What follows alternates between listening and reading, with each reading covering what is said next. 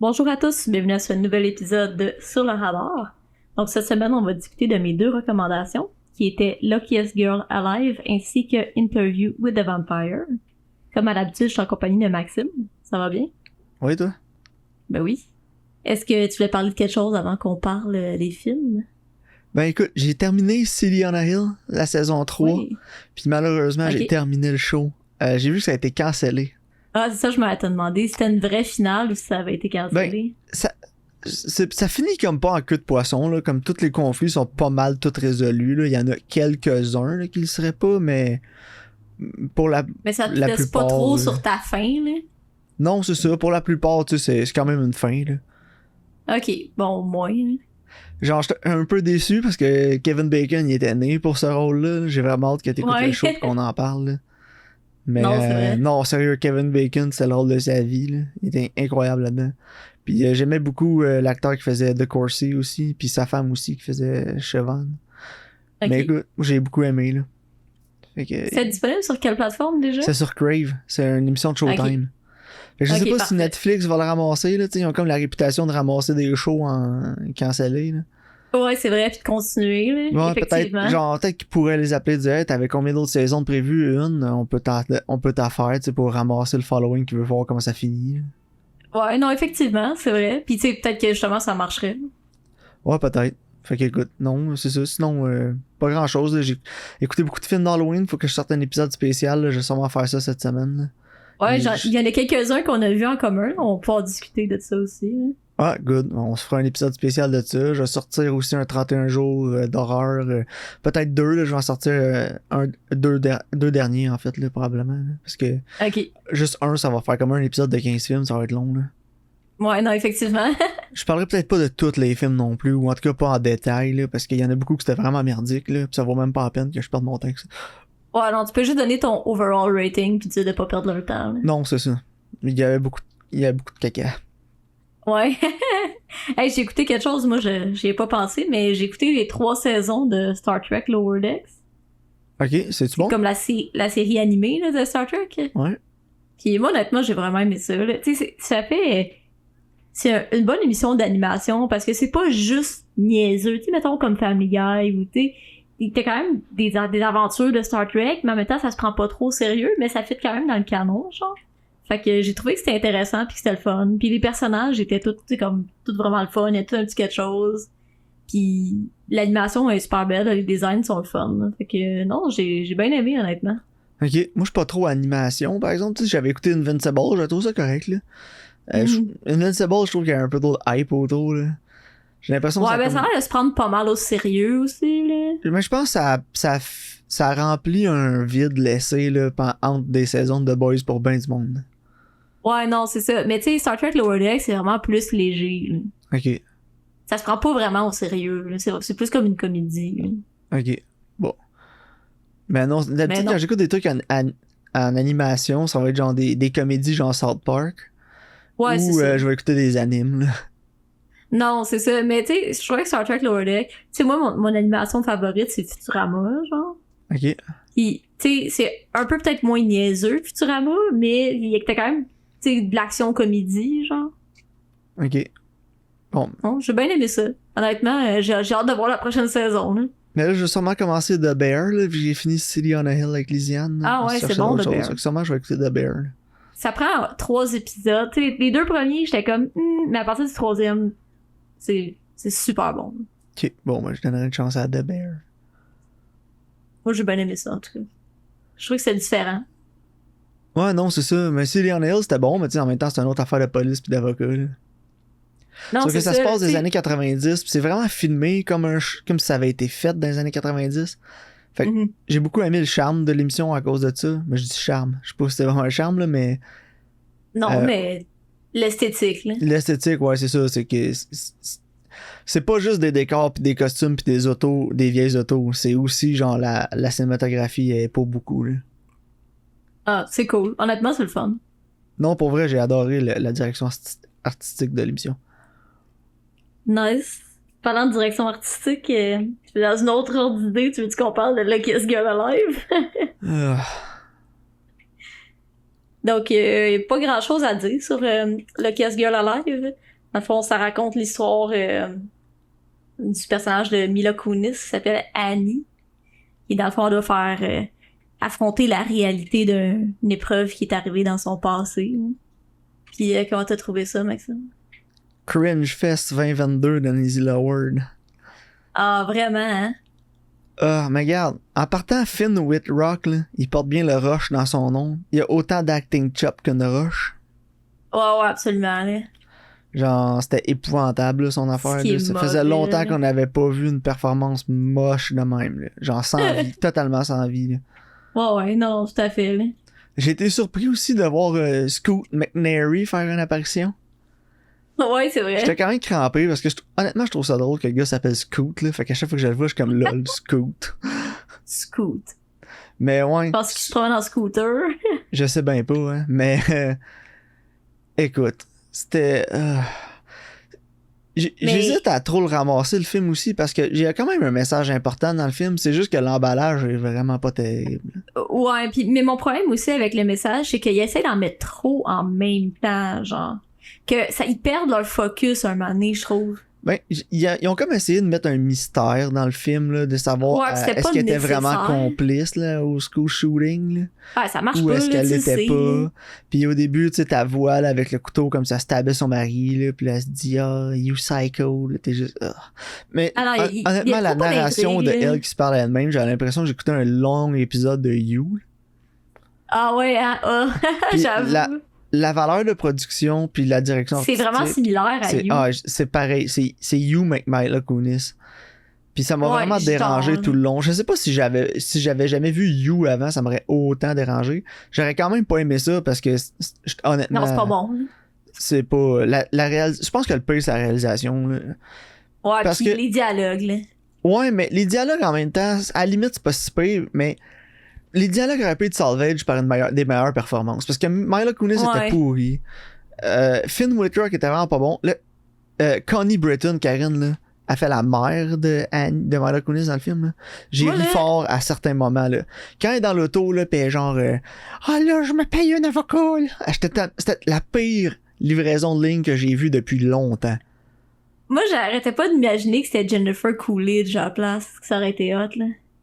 Ah, mais c'était... Avoue qu'on aurait dit qu'il voulait que ça soit Jennifer Coolidge. Ouais, ça aurait pu, hein. Ça, c'est la mère à Stifler, ça? Ouais. Parce qu'ils veulent que sa mère, elle fasse comme cheap un peu, genre. Ouais. Mais en même temps, ça marche tellement pas, là.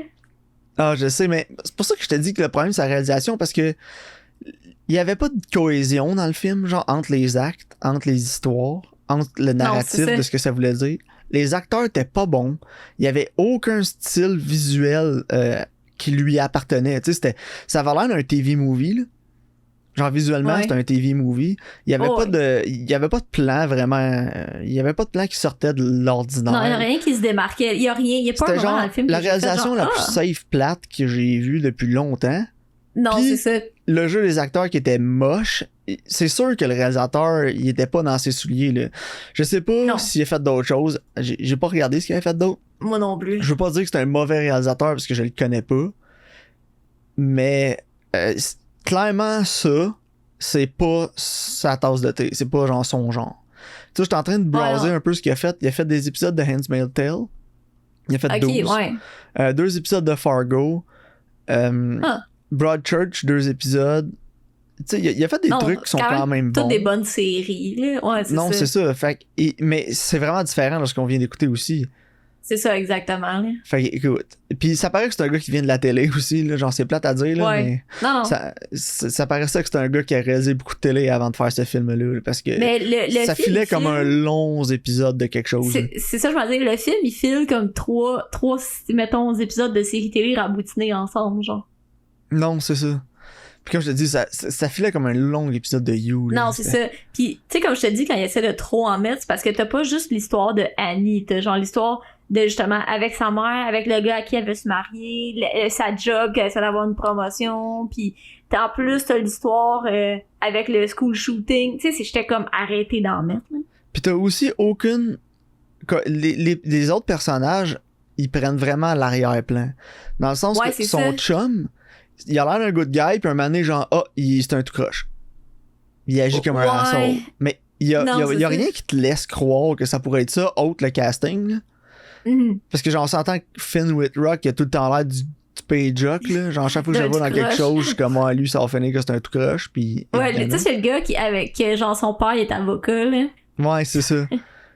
Genre, don't fuck with me or my dad. Ouais, c'est ça. C'est genre classique nepotism baby. Ouais, c'est ça. Mais non, écoute, c'est ça, il y avait aucune cohésion. L'écriture, c'était pas si pire, là. Je pense qu'un réalisateur... En fait, non. Scratch ça. Je pense qu'une réalisatrice, premièrement, ça aurait été mieux. Ouais. Parce que le scénario est écrit par une femme. C'est un sujet qui veut pas, c'est axé autour d'une femme et de ce qu'elle peut vivre à l'école, au secondaire. Après ça, dans sa carrière professionnelle, dans sa vie professionnelle. J'aurais aimé vraiment mieux qu'une femme réalise ce film-là. Là. Ouais, parce que tu sais, c'est surtout sur comme l'affirmation de soi, puis aussi, c'est comme... Ouais, faire sa place dans un monde d'hommes, là. Ouais, puis l'acceptance d'un trauma, là. Sauf que, justement, c'est pas ça qui s'en dégage. Non, c'est... Honnêtement, je suis content que ça soit une histoire fictive, là. Parce que je l'écoutais, là, pis j'étais comme si c'était une histoire vraie, ça serait tellement genre la pire affaire exploitative, là. Pis Netflix sont bons là-dedans récemment, là. Surtout avec toutes les true crime. Ah ouais, avec Dahmer pis tout. C'est comment on peut faire de l'argent sur le dos des victimes, là. Je trouve ça dégueulasse. Fait qu'au moins, ça, il y avait ça, c'était pas genre quelque chose de réel, tout est fictif. Sauf que en même temps, écoute, la réalisation, là, c'était vraiment pas ça, là. C'était, regarde. Il y en a fait quelques films avant Mike Barker que j'ai jamais vu, mais écoute, honnêtement, il est peut-être meilleur à faire de la télé, il y a rien de mal à ça, là. Juste. Non, ou si pour faire un autre film, fais quelque chose qui est plus dans tes souliers, là, genre. Ouais, c'est ça, exact, là. Parce que ça, il y avait aucune cohésion, là. Que ce soit le jeu des acteurs, il y avait aucune chimie entre aucun acteur. Non.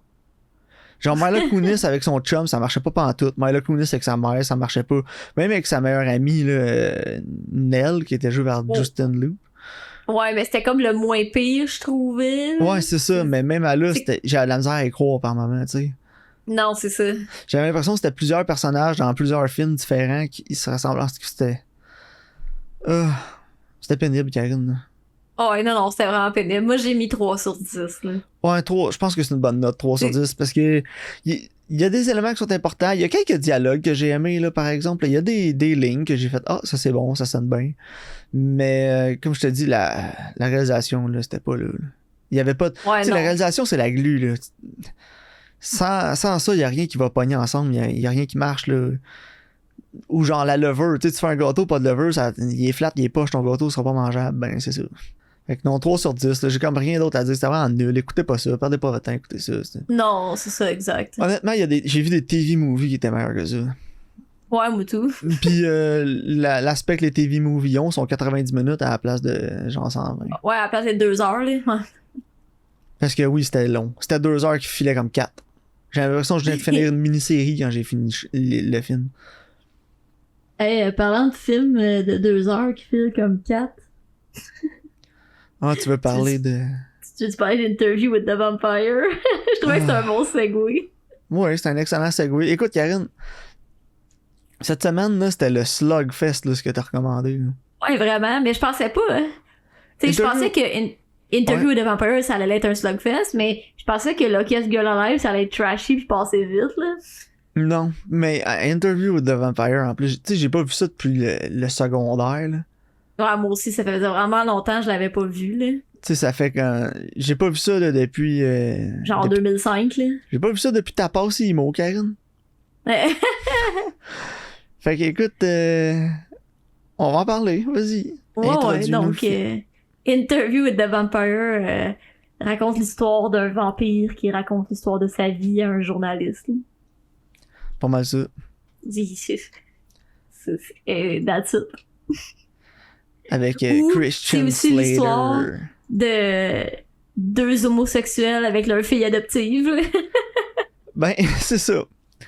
Il y avait beaucoup d'homo-érotisme dans le film, Karine.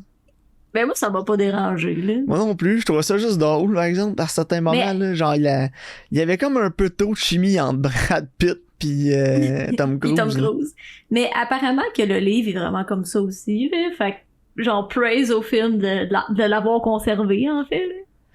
Mais écoute, Brad Pitt, dans ces années-là, en plus, il a fait d'excellents films, là. Ouais, vraiment, là. Tu sais, il jouait dans... il avait fait A River Runs Through It, on avait vu, qui était quand même bon. Mm-hmm.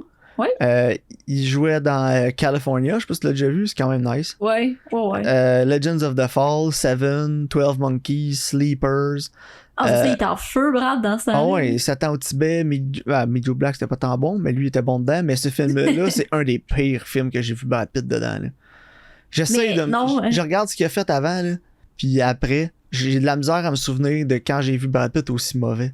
Non, il est vraiment stiff, là, on dirait un 2x4 dans ce film-là. Ah, écoute, probablement qu'il y a un problème avec la réalisation, là. Genre, le réalisateur avait de la misère à passer son point, là, ou Brad Pitt comprenait rien, je le sais pas, mais ouais, acting chop d'un 2x4.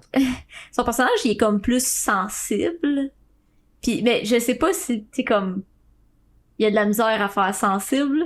I don't know. Mais je sais pas, ou c'est ça, ou c'est juste fait overacté par Tom Cruise, là. Parce que, genre, quand il était avec Tom Cruise, il vole le show, là. Tom Cruise, je l'ai trouvé super bon, là, dans le film, là. J'ai trouvé que c'était vraiment le highlight, là. Ouais, moi aussi. Genre, même Antonio Banderas, c'était vraiment bon, là. Ouais, mais Tom Cruise, il a l'air d'avoir du fun, là. Tu vois que, genre, il est comme « Let's go », pis il trippe. Ah ouais, il a embrassé le rôle de Lestat, là, complètement. Oh, solide, là. Mais même Antonio Banderas, c'était bon dans le film, pis c'est là où le bas blesse, là, pour Brad Pitt, c'est que à chaque fois qu'il est en compagnie d'un de ces deux-là, ça paraît que son jeu est moins fort que les deux autres, pis un peu comme, je sais que tu seras peut-être pas d'accord avec moi, là, mais un peu comme dans There Will Be Blood, là, qui est mon film préféré, que j'ai vu genre 110 fois, là. Ouais. Quand t'as des scènes entre Paul Dano pis Daniel Day-Lewis, il y a des scènes que Paul Dano, il arrive pas à achever de Daniel Day-Lewis, pis c'est genre mon plus gros point négatif que j'ai avec There Will Be Blood, là, c'est ça, c'est mon plus gros bémol, c'est que des fois Paul Dano est pas capable de suivre, mais en même temps, qui est capable de suivre Daniel Day-Lewis? Mais c'est ça, je m'en allais dire. Mais genre là, c'est ça, c'est que Brad Pitt a de la misère à suivre Tom Cruise. Puis même, il a de la misère à suivre Antonio Banderas dans la deuxième moitié du film. Non, effectivement. Je sais pas, il y a comme la ligne que son personnage a entre sa sensibilité, son côté humain qu'il garde même quand il est vampire, puis son côté vampire qui est insensible, un petit peu plus genre sociopathe si tu veux, là. Puis il y a de la misère à faire le mélange entre ces deux personnalités-là de son personnage pour nous le vendre comme il faut. Fait qu'on dirait juste qu'il a l'air ennuyé tout le long. Ouais, il est comme à -2, genre, tu sais, il est tant comme... Il est comme une mauvaise performance de Ryan Gosling. Mais c'est vrai, j'écoutais le film, j'étais comme, on dirait une mauvaise performance de Ryan Gosling, genre, il est comme ennuyé un peu, puis comme un peu trop cool pour être là. Genre. Ouais, c'est ça. Puis Kirsten Dunst, même quand elle avait 12 ans, me tapait ses nerfs. Ouais. Mais tu sais, son personnage, je me souviens pas que son personnage occupait une aussi grosse partie dans le film. Non, moi je me souviens même pas qu'elle était là. Mais moi je le sais parce que j'ai un genre de graphic novel chez nous que c'est juste l'histoire de Claudia qui est racontée dans son point de vue. Puis après avoir écouté le film, je l'ai relu pour avoir comme du matériel complémentaire, genre. Puis tu sais, son histoire est vraiment intéressante, mais dans le film, comment le film est réalisé, c'est plus l'histoire entre Lestat puis Louis qui est intéressante, tant qu'à moi, genre. Parce ça que le juste film, un heure. C'est ça. Tu sais, comme, j'aime mieux vraiment focusser sur leur relation à eux, puis l'espèce de dichotomie qui se fait entre personnalités, puis tu sais, comme l'espèce de relation de pouvoir qui shift entre les deux, genre. Ouais. Puis tu sais, je comprends que c'est Claudia qui amène Louis jusque-là, genre, tu sais, qui l'amène à être comme, OK, il faut qu'on se débarrasse de Lestat, là, il est problématique, tu sais. Mais le problème, c'est que je trouve qu'on passe peut-être comme trop de temps un peu avec Claudia, genre. Ouais. Ben, pour assez, tu sais, je te cacherais pas que ça m'a pris 3 fois à finir le film, là, parce que à peu près à 30-35 minutes, j'arrêtais pas de m'endormir, puis je me réveillais au milieu du film, là, quand genre, ça pogne Brad Pitt pogne en feu, Tom Cruise pogne en feu, là. Ouais, il l'amène dans le marécage. Là, je me réveillais, puis j'étais comme, fuck, j'ai manqué genre 20 minutes. Là, je le rewindais. Là, je le repartais. 5 minutes après, je recantais. J'avais de la misère à rester réveillé, là. Non, je comprends. Mais la deuxième partie du film, j'étais plus réveillé. On dirait qu'il y a un plus gros conflit entre Brad Pitt et Antonio Banderas. On dirait que Brad Pitt, il a comme, tu sais, vu qu'il a déjà été là avec Lestat, il est comme, non, fuck it, pas 2 fois, là. Non, mais c'est ça, il a appris de ses erreurs, là, dans un sens. Ouais, c'est ça. Mais écoute, c'est ennuyant comme film. Les dialogues sont épouvantables. Ouais. C'est tellement cringy, là. J'avais l'impression que j'écoutais une conversation de deux wannabes dans un Hot Topic qui se demandait quelle espèce de genre bas tu te mets dans les poignets qu'elle a acheté. Je sais pas comment t'appelles ça, les espèces de sleeves en bas, là. Ça doit être des sleeves, là. C'est ça que je parle. Oui, c'est comme des... Ça a l'air des bas collants pour tes avant-bras. Oh, ouais. Ben, c'est ça. J'avais Ça l'impression doit que s'appeler des sleeves. c'était deux emos qui voulaient s'acheter ça dans les Hot Topic entre deux figurines pop vinyle, là. Ouais, ça demande s'il va acheter à Beetlejuice ou la Wednesday Addams en premier. Fait écoute, j'avais vraiment de la misère à rester dans le film parce que je pensais à moi, ado, là, quand j'étais dans ma petite période dépressive, là. Puis genre, je repense à moi dans ces années-là, puis à retourner dans le temps, je me crissais une claque dans la face, là. Non, c'est ça. Mais peut-être que toi aussi, là. Peut-être que beaucoup de gens aussi. Ben, je pense que tout le monde, c'est comme ça. Puis c'est normal. Puis c'est correct que ça soit comme ça. Parce que si tu regardes en arrière, t'es comme, oh non, moi, j'étais tellement cool, il y a peut-être un problème. Ouais, t'as peut-être pas avancé. C'est bon d'évoluer. Mais non, écoute, ça me faisait un peu trop penser à ça, là. Tu sais, c'était... Ça faisait... On le dit souvent, là, mais ça faisait un peu son époque, là, d'un dialogue, le film, là. Ouais, non, tout à fait, là. Mais je pensais que c'était plus tard, dans les années 90. Tu sais, je pensais que c'était 97, 98. Finalement, c'est 94. Ouais, c'est quand même... C'est vraiment vieux, là. Mais écoute, il y a une série en ce moment qui vient de commencer, en plus, là. Ah, mais... Elle est disponible... Elle est dispo sur il est sur Shudder. Ouais, tu as essayé de l'écouter? Non. Moi, j'ai toffé 14 minutes. Je te mets au défi de toffer plus longtemps que moi. Bon, ok. Ben écoute, dans la liste, j'avais The Bear puis Tulsa King que je voulais écouter avec Stallone. Ok. Parce que je pense qu'il s'allume un gros cigare avec un bill de 100$ ou un affaire de même sur la pochette. Puis j'étais genre, ok, faut que j'écoute ça. Parce que j'étais un Stallone fanboy, là. Essaye d'écouter la série d'Interview with a Vampire, là. Puis je te dis, essaye de toffer plus que 14 minutes. Ok. Mais sa pochette, ça avait l'air d'être... un acteur que j'aime, là, qui fait Louis. Mais je pense que ça doit pas être lui, d'abord. Lui qui jouait dans... Oh God. Méchant bug de cerveau. L'acteur, c'est Jacob Anderson qui fait Louis. Ah, non. Je connais pas. Puis, c'est lui qui fait Grey Worm dans Game of Thrones. Ah, ok. Non, je connais pas. Mais c'est pas les acteurs, le problème, là. C'était juste... Je pensais que c'était Lucky Stanfield en regardant la pochette. C'était cringe, là. Je pensais que c'était Lucky Stanfield. Puis j'étais comme, oh, Lucky Stanfield, je vais l'écouter parce que je vais écouter n'importe quoi que Lucky Stanfield va faire. Ouais, non, tout à fait, là. Mais c'est pas l'acteur, le problème, là. C'est juste, je sais pas, comment ils ont adapté le scénario, puis comment... Tu sais, comme justement, tu disais, ça avait l'air de deux emos, là, qui étaient genre, oh, qu'est-ce qu'on achète parce qu'ils se pensent cool, là. Mais là, j'avais l'impression que c'était du monde qui était comme, oh ouais, check ça va tellement être cool, puis ben plus edgy, là, que Anne Rice, là.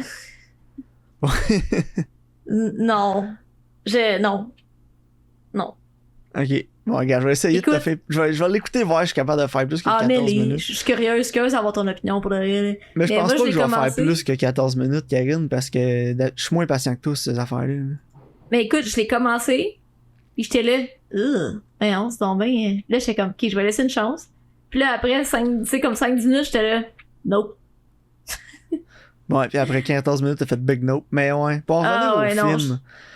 J'ai trouvé ça vraiment boring, là. Le production design était nice, par exemple. On sentait vraiment à l'époque, là, les époques... Ouais, pour 94, il y avait du budget, là. Ouais, vraiment, là, tu sais, les bateaux aussi, quand ils sont sur les bateaux, sont vraiment bien faits. Les costumes sont sur la coche. Tout l'aspect direction artistique, production design. La réalisation est un peu soft, là, pour moi, là. Ça manquait un peu de flair, de panache, là. C'était vraiment safe, là. Ouais, non, puis l'éclairage, on dirait que tout est toujours éclairé à la lumière de la chandelle, là. Je comprends pourquoi ils le font, mais ça donne une espèce d'effet soft un peu qui vient gossant à la longue. Ouais, puis c'est endormant, c'est ennuyant, là. Ça manque de punch. Ouais, ben c'est ça. Ça manque de Baz Luhrmann. Honnêtement? Ouais.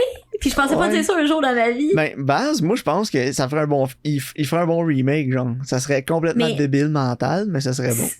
Sérieux, s'il le refait, genre... avec comme sa twist, que c'est comme un genre de musical un peu, mais c'est avec des tunes modernes. Ouais. Ça pourrait être... Ça pourrait quand même être hot.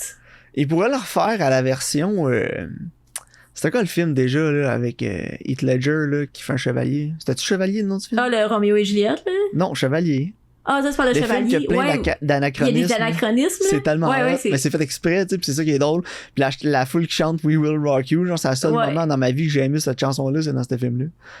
Mais ouais, non, c'est vrai. Mais il me semble que je verrais ça en version opéra punk rock, genre. Ce serait fucked up. Ah ouais, réalisé par Baz Luhrmann, ça serait capoté. Pis pour de vrai, là, il pourrait reprendre Tom Cruise pour faire un rôle dedans, parce que t'as sûrement pas vu Rock of Ages, là. Non, mais apparemment il était vraiment bon. Mais Tom Cruise, c'est un king là-dedans, là, je te le jure. Mais genre, pis à chaque fois qu'on parle de Tom Cruise, pis on parle d'un film de Tom Cruise, j'ai tout le temps le goût de dire à Mickey Rourke de fermer sa sale gueule. Pour son commentaire qui avait dit que Tom Cruise faisait tout le temps Tom Cruise.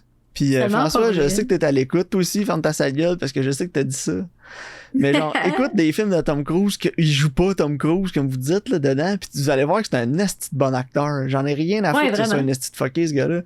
Pis c'est une histoire de scientologie, là. Regarde, j'essaye de plus en plus de faire la distinction entre la personne et son art, là.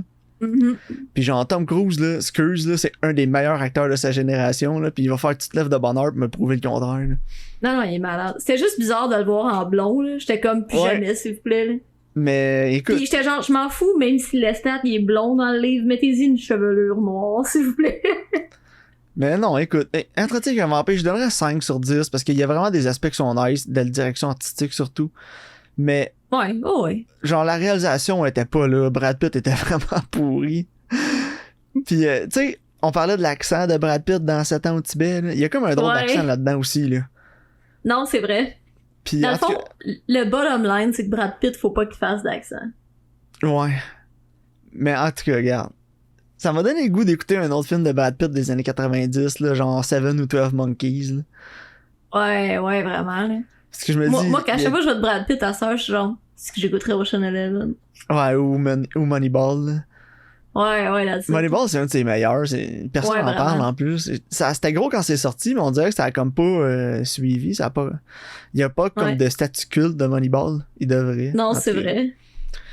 Mais non, moi j'irais 4-5 sur 10. Là. C'est pas. Ouais. Je le réécouterai sûrement jamais. Là. J'ai mis 6, mais tu sais, justement, je pense pas le réécouter. Là. Je sais pas. Peut-être que le edgy teenager en moi était comme. Je lirais peut-être le livre. Je l'ai au pays en anglais. Je peux te le prêter. Mais écoute, le troisième de la trilogie, est-il disponible à quelque part? Je sais pas pourquoi. Ben, le film Queen of the Damned, Karine? Ça a-tu rapport avec Interview avec Ben oui, c'est le troisième. C'est une trilogie. C'est Interview with the Vampire, c'est le premier. Le deuxième, c'est Lestat the Vampire. Ou The Vampire Lestat. Puis le troisième, c'est Queen of the Damned. Je savais même pas. Avec Alia. Quoi? Queen of the Damned, je l'ai jamais vu. Pis il est jamais disponible nulle part. Moi, je l'avais vu, genre, quand t'étais jeune, là. Pis c'était pas là-dedans aussi qu'il y avait la tonne de Disturb, là. Ouais, il me semble que oui. Genre, Down with the Sickness. Oui, il me semble que c'était Down with the Sickness, la tonne thème des annonces du film en 2003, genre. Oh my god. Puis je me souviens que c'était avec Alia, en plus, pis Alia est morte pendant la tournée de promotion du film dans un accident d'avion, de mémoire. Aïe. Ça, c'est la fille que R. Kelly groomait, genre. Oh my god. Ah oui, c'est. Fallait que t'écoutes le documentaire sur R. Kelly. Là. Il y a comme deux versions. Mais il est sur Netflix, le documentaire de R. Kelly. Là. Tu peux écouter juste les premiers épisodes. Genre, il y en a trop. Là. Un moment donné, c'est comme, ok, c'est beau. Là. Genre, il pisse des filles underage. Là, c'est correct. Là. Ouais, non, c'est genre, c'était peut-être un peu too much. Puis il y a comme une deuxième partie qui est sortie plus tard. Puis en tout cas, pour moi, j'ai trouvé ça vraiment lourd. Là. Ouais, mais ça m'intéresse pas tant, là. Surviving mais je R. sais Kelly, que c'est un creep, là. Mais ouais, c'est ça. Il groomait Alia. Puis je pense qu'il était marié avec. La seconde qu'il avait comme pogné 18 ans, il s'était marié. Ça faisait longtemps qu'il sortait avec. Une affaire bizarre, là. Oh my god. Mais ouais, c'était Alia qui jouait là-dedans. Puis elle était morte dans un accident d'avion pendant la promotion du film. Mais ouais, si jamais on trouve Queen of the Damned, va falloir l'écouter. Mais ouais, je serais curieuse parce que moi, personnellement, je l'ai jamais vu. Écoute, Karine, il est super liste de films à écouter avec un autre film épouvantable de pas mal la même époque, là. Puis je dis Queen of the Damned épouvantable, je m'en souviens pas, mais honnêtement, ça doit l'être. C'est Gothica, là? Oui, c'est Gothica. Yes. J'arrête pas de regarder tout le temps si Gothica est up à quelque part, parce que j'ai vraiment le goût de réécouter ça. Le pire, c'est que Gothica, je me souviens qu'on l'a vu, puis moi, je me souviens qu'on avait aimé ça. Je sais plus, hein. Mais je me souviens dès qu'il y a une affaire. C'est que Queen of the Damned était sortie avant Gothica. Puis c'était genre la toune de Disturb, là, justement, dans Mood the Sickness. Puis après, c'est Beyond Blue Eyes de Limp Bizkit. Ouais. En fait, c'est Beyond Blue Eyes de The Who, mais je pense que C'est ça, c'est The Mais la Who qui a fait version, l'original, je c'est pense. Limp Bizkit. Mais c'est la version de Limp Bizkit, oui, avec Fred Durst. Je pense qu'il y a même un caméo dans le film, Fred Durst. Oh my god! Il faisait-tu le creep? Non, Des petites chances. Attends, je vais regarder s'il faisait un... Ah, il y avait Penelope Cruz là-dedans. Puis c'est vrai, c'est un film de Mathieu Kassovitz, que j'adore Mathieu Kassovitz. Genre, il a fait La Haine, qui est un chef-d'œuvre de cinéma français. Là. Oh ouais. Ok, je vois pas de Fred Durst, là, vite de même. Là. Fallait que je regarde. Phew. Ouais. Oh my god. Mais le plus, moi, je me souviens que c'était sorti, pis que... En tout cas, je me souvenais que j'avais aimé ça, mais tu sais... Aimer un film quand t'as 13 ans, pis... Ouais, non, c'est ça. Tu sais, quand ton cerveau, il est pas encore formé au complet, on va Mais parlant de Fred Durst, il va falloir écouter son film de Fanatic avec... Moose is in the house. avec John Travolta. Dans The Fanatic, genre, il y a comme une passe où le personnage principal, il met du Limp Bizkit dans son char. Ah non.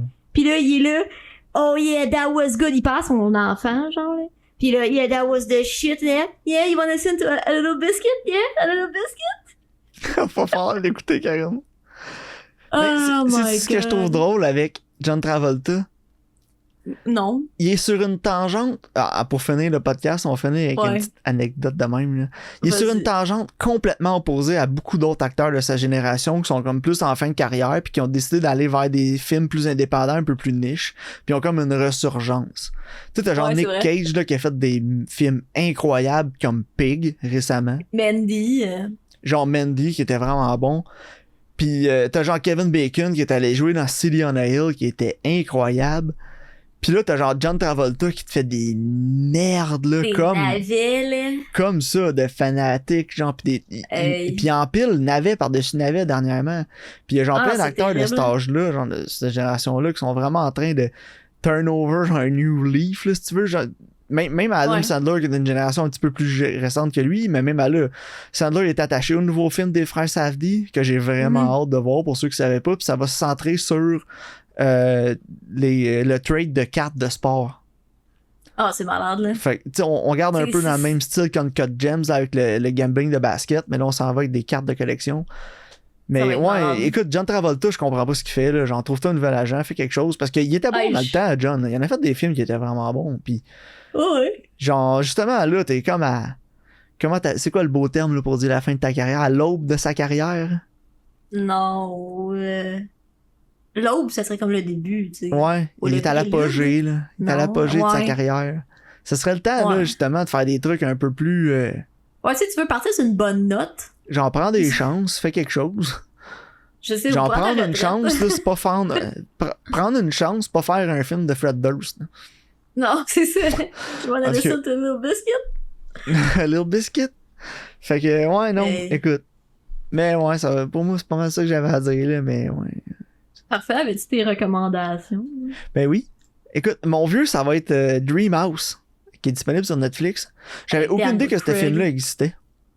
J'ai ouvert mon Netflix, puis un moment donné, ça m'a dit « Ah, t'as écouté un film avec Daniel Craig récemment? Voici un film avec Daniel Craig que tu veux peut-être voir. » Puis j'ai fait « Ah, 2011, Daniel Craig. Ah ouais, ok, good. » J'adore Daniel Craig, je me suis dit « On va recommander ça. » Je l'ai commencé.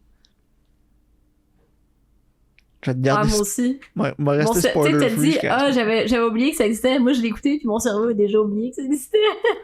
Puis mon nouveau, ça va être Lamb de 2021, qui est disponible sur Crave, qui est un film d'horreur qui a l'air assez spécial. J'avais entendu beaucoup de bonnes choses.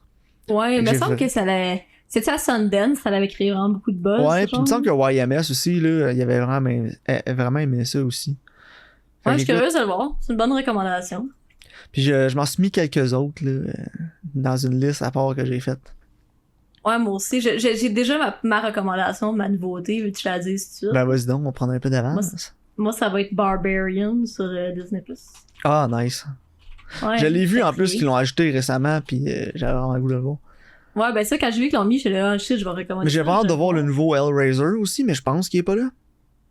Ah, il devrait s'en venir bientôt parce que c'est un Hulu. Ouais, il est sorti sur Hulu, ça fait déjà un moment, là. Non, c'est ça devrait s'en venir sur Disney. Normalement, c'est eux autres qui ramassent. Ouais, parce que Hulu appartient à Disney. C'est ça. Mais ouais, il est pas encore là. Puis il y a la série Werewolf by Night aussi qui a l'air intéressante. Pas une série, c'est juste un genre de film de 45 minutes. Ah, parce que c'était marqué TV, fait que je pensais que c'était une série. Ok, ben c'est juste comme un épisode. Ok, Moi, je l'ai écouté. 55 minutes. C'est bon? C'est correct. Ou c'est overhype parce que c'est Marvel? Ben, honnêtement, c'est bon pour un Marvel parce que c'est vraiment différent de tout ce qu'ils ont sorti avant, genre. Ok. Puis ça s'écoute super bien. T'sais, je trouve que le format de 45 minutes, là, c'est juste comme parfait. Puis j'étais genre, hey, au lieu de sortir des séries de 10 épisodes, là, il faut que j'investisse 10 heures. Faites juste donc sortir des petites affaires de même de 45 minutes de temps en temps. C'est bien plus le fun. T'sais, ça Ouais, ça laisse s'écoute beaucoup mieux, plus de place à la créativité, tu sais. Puis justement, je trouve que la réalisation est bonne. C'est beaucoup moins d'engagement aussi. Là. Ouais, ben c'est ça. Ça passe vite, puis c'était correct. Là. J'ai mis comme 6 sur 10, honnêtement. C'était pas méchant. Là. Puis avant qu'on finisse, juste un petit rant là, sur fucking Rotten Tomatoes qui a changé son site puis c'est rendu dégueulasse. Ah ouais, c'est horrible. Hein. C'est genre, le début, c'est comme Popular Streaming Movies, Popular TV on RT, puis New TV This Week. Puis en haut, c'est marqué genre New and Upcoming, puis c'est une liste. Puis il y a plus la liste genre de box-office qu'il y avait avant. Non, c'est ça, c'est Il est comme Popular in Theater, puis genre, c'est ça. Mais écoute, il y a 2-3 films que je vais aller au cinéma voir, là, dont le nouveau de Martin McDonagh. Fait que si je vais le voir, on s'en parlera. Au pire, il va le voir toi aussi, puis on en parlera. C'est quoi le film? Ah, j'ai oublié le nom, c'est un truc Irish, là. Ah, ok, mais Martin McDonagh, qui avait fait 3 Billboards Outside the Ebbing, Missouri, puis il avait fait In Bruges aussi. Puis apparemment, celui-là, nice. Puis celui-là, c'est les mêmes acteurs qu'In Bruges, c'est Colin Farrell, puis Gleeson, j'ai oublié son nom, je pense juste à Domhnall Gleeson, mais c'est son fils, là. Je pense que c'est Brendan, le père, Brendan Gleeson. Fait que c'est Domhnall, le fils. Lui qui est dans Star Wars. Ouais, c'est ça. C'est Domhnall Gleeson. Puis le père, c'est Brendan. Fait que c'est avec Brendan Gleeson puis Colin Farrell. Puis apparemment, Colin Farrell est phénoménal dans le film. Ah ouais, ok. Puis pour te donner une idée, YMS a mis 9 sur 10. Genre, il fait jamais shit. Non, c'est rare, là. Fait que, écoute, moi, je vais sûrement y aller cette semaine, là, le voir au cinéma. Là, je suis toujours hype pour voir un film de ce réalisateur-là. Là. Excellent, parfait ça. Mais écoute, si moi je le vois pas, au moins ça te donnera ton feedback au prochain épisode. Là. Parfait. Donc merci de votre écoute, puis on se voit au prochain épisode.